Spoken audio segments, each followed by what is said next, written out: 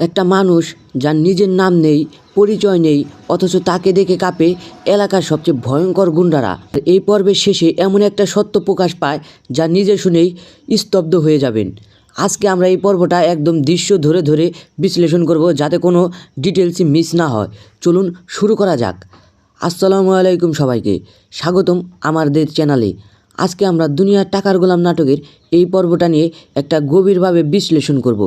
প্রতিটা গুরুত্বপূর্ণ দৃশ্য, প্রতিটা চরিত্রের আচরণ এবং তার পেছনের ইঙ্গিতগুলো নিয়ে কথা বলবো।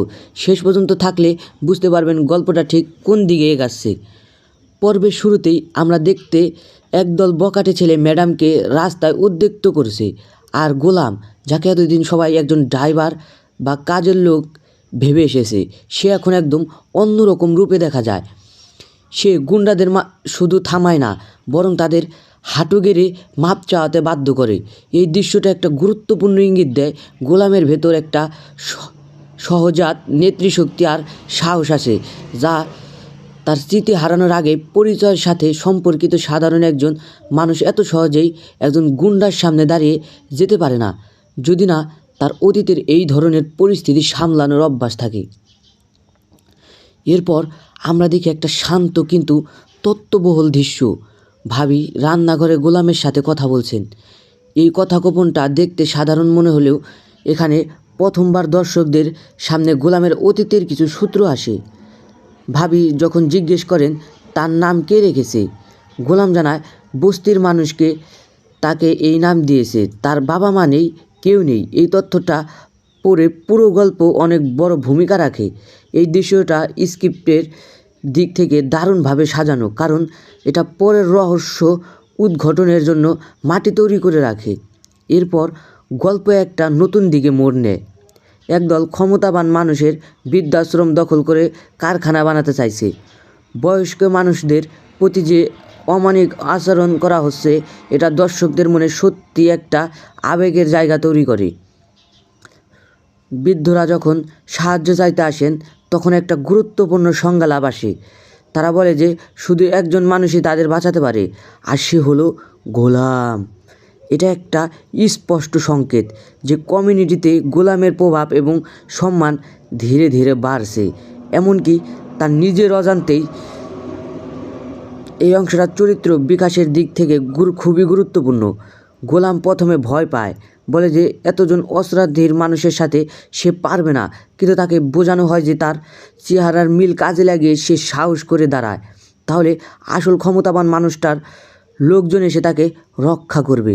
এই পরিকল্পনাটা শুনতে কিছুটা ঝুঁকিপূর্ণ মনে হলেও এটা গল্পের একটা গুরুত্বপূর্ণ থিম তুলে ধরে। মানুষ যখন অন্যের জন্য দাঁড়ায়, সাহস করে, তখন তার ভেতরে প্রকৃতি শক্তি বের হয়ে আসে। গোলামের মনের ভেতরে এই সংগ্রামটা অভিনয়ের মাধ্যমে বেশ ভালোভাবেই দেখানো হয়েছে। এই দৃশ্যটা পর্বের সবচেয়ে টান মুহূর্ত। গোলাম যখন সামনে দাঁড়ায়, তাকে বলা হয় বৃদ্ধ লোকটা নিজের বাবা মনে করে অন্তর্ভুক্ত দিয়ে কথা বলতো। এটা একটা চমৎকার মন মানসিকতা কৌশল, ভয়কে রাগ এবং দায়িত্ব রূপান্তর করা। এরপর যখন গোলাম নিজের পরিচয় জানিয়ে গুন্ডাদের চ্যালেঞ্জ করে এবং তারা ভয়ে পেরিয়ে চাবি ফিরিয়ে দেয়, এই মুহূর্তটা দর্শকদের জন্য একটা স্যাটিসফাইং পে অফ। বৃদ্ধ মানুষদের কৃতজ্ঞতা প্রকাশের দৃশ্যটা আবেগের দিক থেকে শক্তিশালী। এবার আসি পর্বের সবচেয়ে গুরুত্বপূর্ণ অংশ। ম্যাডাম যখন মনির চাচাকে চাপ দিয়ে গোলামের অতীত জানতে চান, তখন প্রথমবার দর্শকরাও স্পষ্টভাবে জানতে পারে গোলামের ব্যাক স্টোরি। তাকে নদীর ধারে আহত অবস্থায় পাওয়া গিয়েছিল, কেউ তাকে চিনত না এবং বস্তির মানুষকে তাকে আশ্রয় দিয়ে নাম দিয়েছিল।